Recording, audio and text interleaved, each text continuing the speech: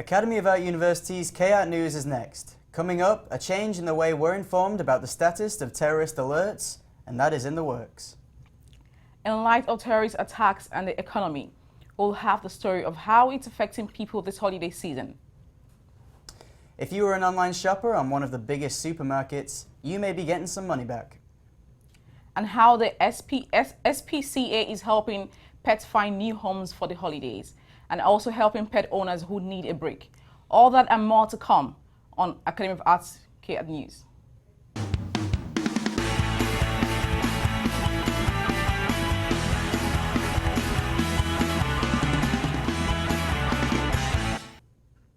Hi there, thanks for joining us here at Academy of Art University's K-Art News. I'm Alex Walsh.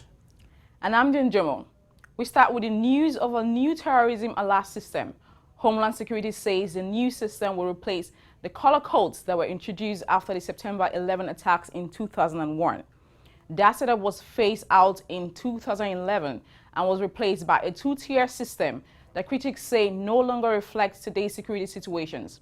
The changes are in response to the trend of so-called lone wolf attackers. Specifically, the references are to the incidents in Paris and Southern California, where the suspects became radicalized via the internet without belonging to a larger recognized terrorist cell. President Obama has delivered a speech condemning the actions of two radical Islamic terrorists who shot and killed 14 people in San Bernardino. The president promised to deal with the threat of ISIS, however, was reluctant to get into another ground war in Iraq or Syria, as well as assuring that, quote, "Our success won't depend on tough talk or abandoning our values or giving in to fear." This holiday season isn't quite the same with all the things going on around in the world. Between expenses rising and recent terror attacks, it's hard to not be distracted by the bad things and get in the holiday spirit. Tyler Sabino with more on the story.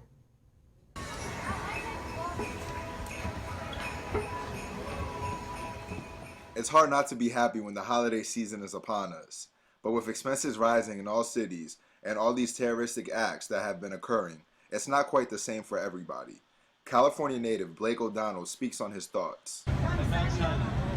You know, it's a difficult question to answer because obviously a lot of people are affected by the terrorist attacks as well as the high-priced, consumer goods that people want for the holidays. But personally, I'm not going to let that stop me because, even if I can't have things, spend money on the things that I want, I can still have a good time and enjoy the holidays. And as far as the terrorist attacks are concerned, the whole point of a terrorist attack is to terrorize people, make them feel uncomfortable when they should feel comfortable. And I'm not going to let it get to me. I'm not going to let the terrorists win.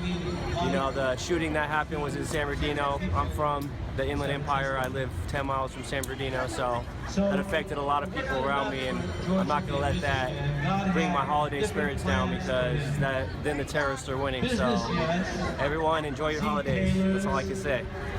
The holiday spirit is hard to shut down, and for most people, just being with their families is more than enough. Karina Washington speaks on how this holiday season will be different for her and her family. I think about the holiday season a little differently this year. Usually New Year's, we want to go out, go to the city, stay overnight, and have a nice dinner and then count down with the mirror ball. But everything's changed this year. For one, it's too expensive to go. By the time that you have the meal and do the countdown, you're out of $1,000 these days. And the second thought I have now is that with the shooting in Southern California and San Bernardino, I'm afraid to be in a crowd this holiday season. So I think this year we're going to do everything differently. We're going to have quiet time at home. Overall, there will be some changes this holiday season, whether you're staying in or going out into a city, but it will not take away from the holiday spirit.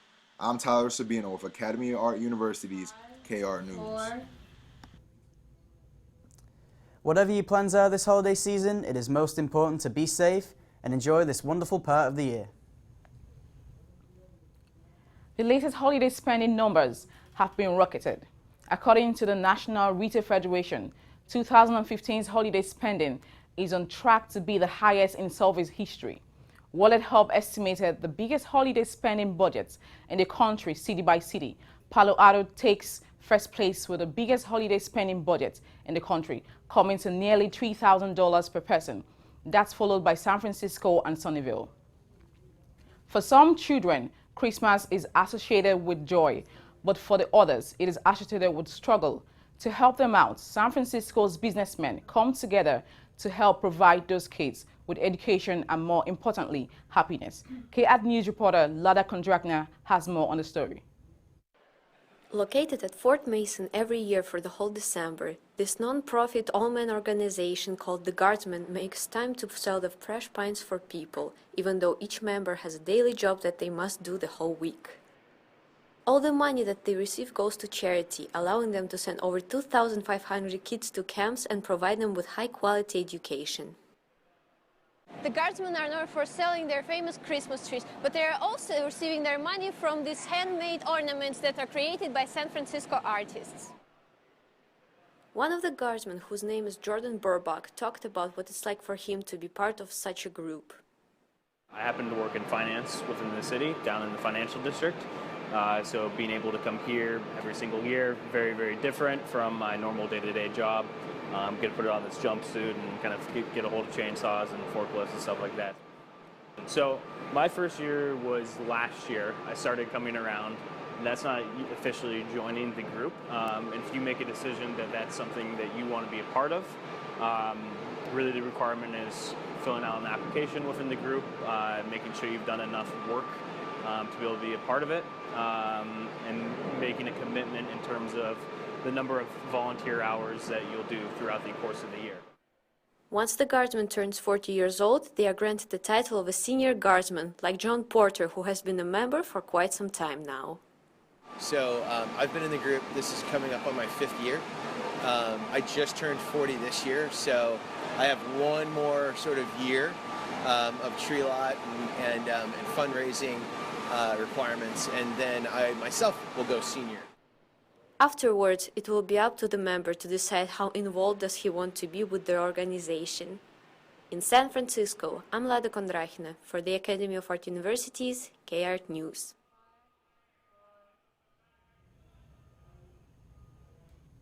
For more details about this organization, check out the website at guardsmen.com.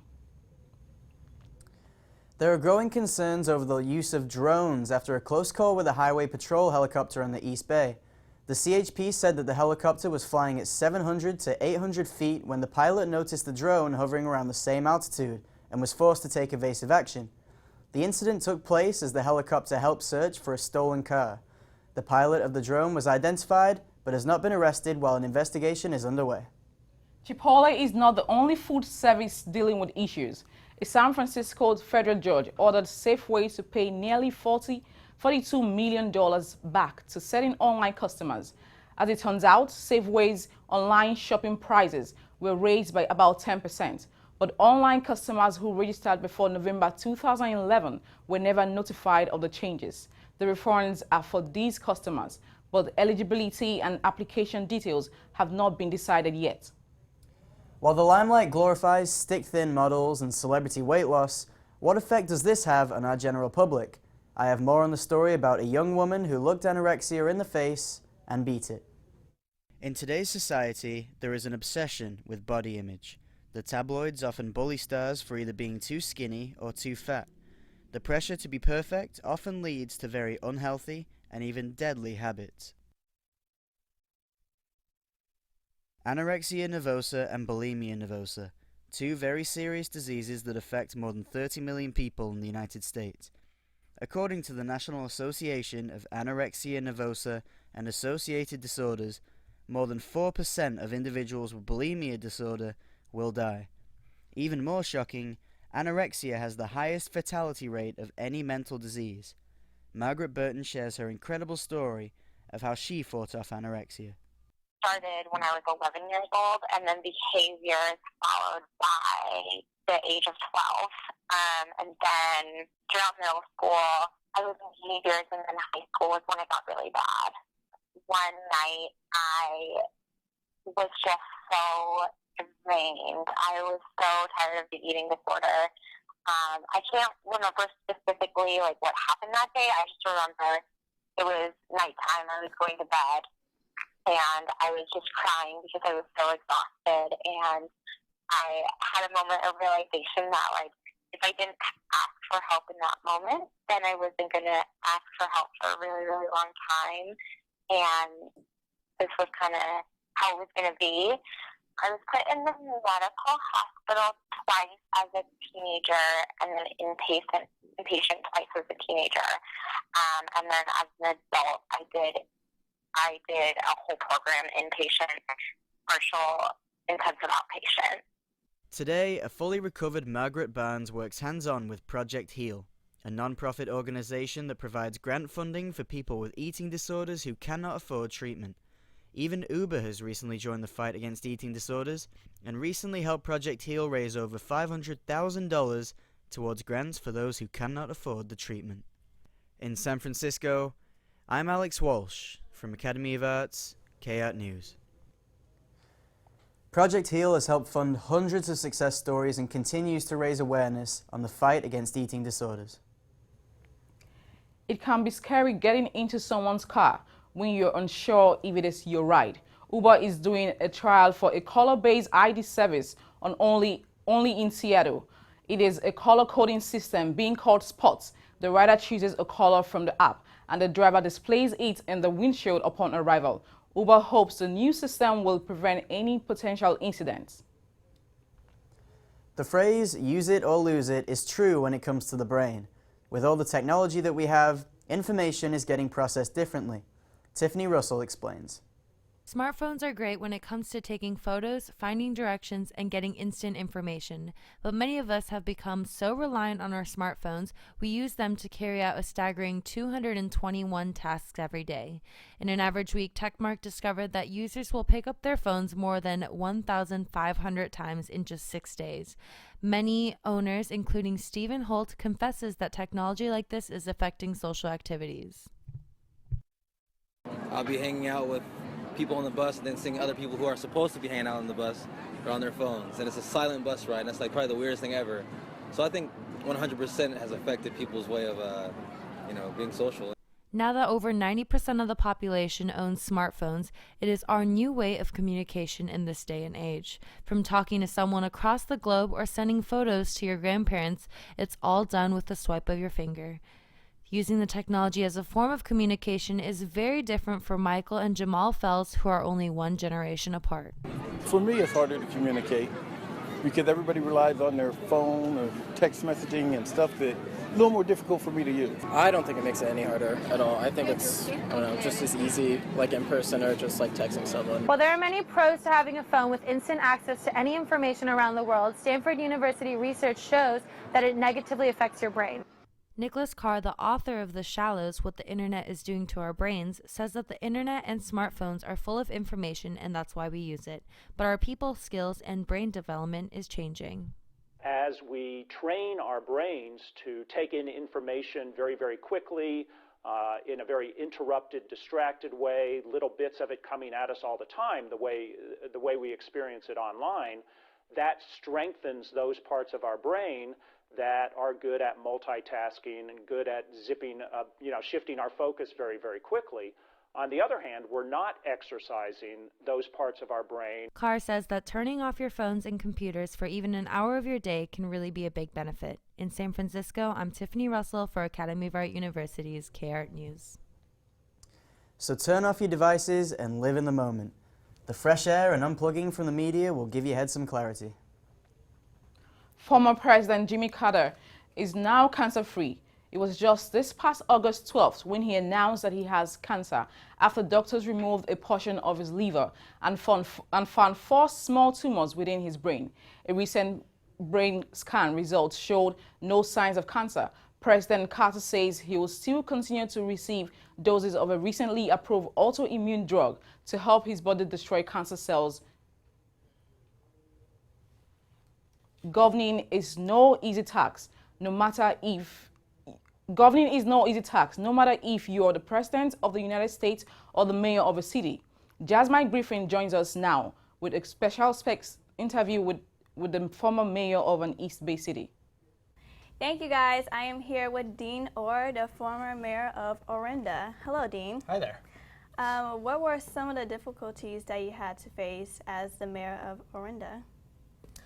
Probably not like most cities. We have a limited amount of budget based mostly on property taxes, and you know, a constituency, a community who demands a fairly high level of service. And so it's always about how do you spread those dollars out to try to get the most value within your community. That faced with Orinda has a ever-growing infrastructure problem where our roads are continuously deteriorating. We really don't have the state funds to take care of them properly, and so we're continuously trying to figure out new ways to solve that problem. Mm-hmm. And can you compare those difficulties with some of the difficulties in San Francisco? Well, you know, a small town like Orinda with only a population of a little over 18,000 compared to a city like San Francisco, I think is really difficult to compare. Although infrastructure problems kind of remain throughout the state of California because it's really underfunded in all municipalities from all levels, state to county to local. So while those struggles are similar, I just think the ways in which the two cities probably deal with them are very different. Okay, and can you tell us a little bit about Orinda? Yeah, so it is a small town in the East Bay, just on the other side of Berkeley, situated between Berkeley and Walnut Creek. It's a town of, as I mentioned, right about 18,000 people. Kind of a semi-rural environment. We have a small downtown, largely based and sort of, you know, developed in the 1950s. The housing stock also, a lot of it sort of came online from that period forward. Mostly, I would say, a bedroom community. Most people who live in Orinda work like myself, work elsewhere outside of Orinda.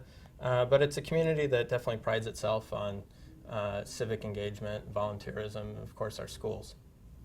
Okay, and since you said that the population is 18,000 and up, can you imagine yourself being a mayor for a much bigger population like San Francisco? Oh, no. I mean, I have a normal job during the day. I'm an architect, and so the difference, you know, largely between a municipality like San Francisco and Orinda, while we run campaigns and we're elected officials, it's really a volunteer job. I don't get paid for this job as a mayor or as a council member. I think we all do it because we care about the community and we want to see it grow and prosper. In San Francisco, it's so much more truly based on politics and agendas and those of individuals, and I really quite like my job as an architect. I couldn't imagine doing this as a full-time job. Oh, okay. Well, thank you so much, Dean. Back to you guys. Thanks, Jasmine and Dean. Facebook is now offering a new feature. Get ready to see your friends and family doing something fun or boring live on your phone. Our Jacob Green has more on the story. Social media today is a big part of everyday life, and all social media companies want to stay one step ahead of each other. Facebook just launched its new idea to stay ahead of the competition, which is streaming live video you shoot on your phone, so friends and family can see what you are doing as it happens. The feature will function similarly to Periscope and Meerkat, with the main difference being that the live streams of Facebook will not be deleted after 24 hours. Instead, they will be posted to the user's timeline until the user decides to delete it. Alex talks about his thoughts on its new feature. Be a good idea, no? Mix things up other than pictures, so it's kind of interesting to just surprise someone on the spot with something, birthday, I don't know. I think it's a good idea. Maybe they'll still stick to pictures more, you know, because it's kind of easier per se, but unless the video feature is easy in a sense and simple to use, then why not? It kind of one-ups. Celebrities such as The Rock were first to use live video on Facebook, but the live video option will now be able to be used by its 1.5 billion users. Facebook began testing its live video option with U.S. audience members who use iPhones, and CEO Mark Zuckerberg hopes the new technology will transform video into a more lifelike encounter for users. The live video option could create legal headaches for Facebook and copyright owners based on past experience on Periscope, which people started shooting live video that may be protected by copyright. Eric Luna tells us more about how he uses Facebook. I use Facebook to keep in contact with old friends, college friends from my community college, and old family friends. I think it's a really good idea. It's just like FaceTime. It's like you could probably move, you could probably go down in the city, be on Facebook, and you could show your parents what you're saying, just in case if you don't have an iPhone, maybe you have a Samsung, and you could show them how to use, like, what you're doing with your life. In San Francisco, I'm Jacob Green, reporting for Academy of Arts K-Art News. The live video is an attempt to bring users closer together, even though they may be located thousands of miles away from each other. The man who created Star Wars has not used the internet for the last 15 years. Yes, you heard correctly. George Lucas recently revealed in an interview with the Washington Post that he hasn't been online since the year 2000. He wanted to avoid reading nasty comments about himself and his work. His decision came shortly after the release of the heavily critiqued film Star Wars Episode I: The Phantom Menace. Are you deciding what movie you should see this weekend, or wonder what top movie hit the box office? Well, our very own Shaquille Howard is here to tell you what you need to know about the movies. The former world heavyweight champion Rocky Balboa serves as a trainer for Adonis Johnson in the new movie Creed, which came out Thanksgiving. I've seen this movie for myself, and yes, it's totally worth your time. This movie gets an A from me. Katniss Everdeen is back, ladies and gentlemen, in The Hunger Games Mockingjay Part 2. To me, this movie wouldn't make the top 5 list, but it was okay, and it gets a solid C from me. Now, I know you guys didn't like the grade I gave this movie, but it was missing a lot of details and stories to it. So I tried and thought real hard on this, but just like the numbers never lie, well, neither do the ratings either. James Bond is back in an all-new Spectra. A cryptic message from Bond past sends him to trail an uncovered and sinister organization. Who doesn't love Bond? Of course, this movie is worth it. This gets a B+ for me. Yes, totally worth your ticket. Well, that's my opinion. Get ready to grab a popcorn and drinks, and I'll see you at the movies. Thanks, Shaq. Grammy nominations are out in addition to the previews of the Christmas film releases. Wan Yoon joins us here for more in the world of entertainment. First, let's take a look at the nomination for the 2016 Grammy Awards. Rapper Kendrick Lamar is on top, receiving the most nominations for the Grammy Awards. Lamar's politically charged latest album, To Pimp a Butterfly, earned 11 nominations for the music industry biggest awards. Winners will be announced at the February Gala in Los Angeles. The super surprise should be Taylor Swift, who has the most American Music Awards, and the MTV Video Music Awards. Nomination finally someone knocked her off her snow, but Taylor still received 7 nominations for the 15-18 Grammy Awards. Next, we have some best movie released during this Christmas week. The first movie is The Krampus, directed by Michael Dougherty, based on an ancient legend. It's the oral story of a boy who has a bad Christmas and ends up accidentally summoning a Christmas demon to his family.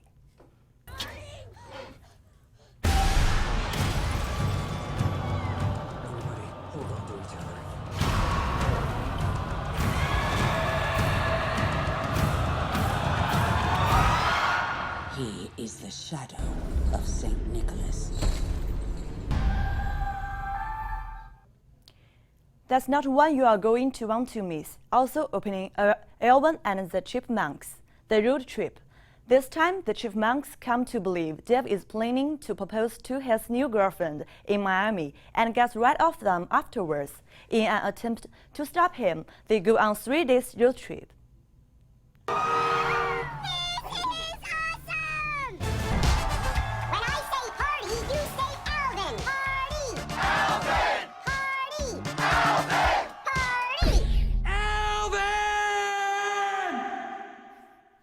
Said that in the non-party way, man.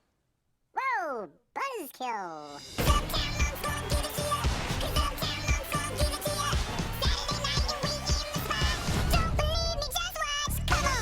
Alvin and the Chipmunk.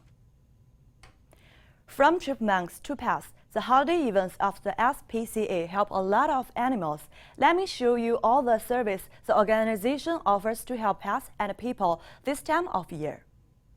In this year, The San Francisco SPCA is not only preparing the adorable holiday tradition display in Macy's, but also they invite Santa Claus and your pets to join this year's Christmas party. So just yesterday we had an event we call Santa Paws, where Santa comes and you can bring your pets in and take pictures with Santa and dress them up in Christmas sweaters. It's more of a donation event, not an adoption event. So most shelters see more animal abandonment during the holidays. People go on vacation and need to give up their animals. So we really work hard to keep animals in their homes over the holidays. We have a call center where you can call if you have issues keeping your animals, and we try to talk people through those issues and give them resources. So it's more about preventing abandonment, and then through our Holiday Windows event, we up our adoptions. It's one of our biggest months of the year. In SPCA, there are a lot of homeless animals waiting for people to adopt them and give them a home to live. During this Christmas, it is a perfect time for people to pick a special Christmas gift for the family and a special gift to the innocent animals. The SPCA also has continued the holiday service that the staff of the SPCA will deliver the special gift to the kids. By the way, it would help more homeless animals to find warm homes.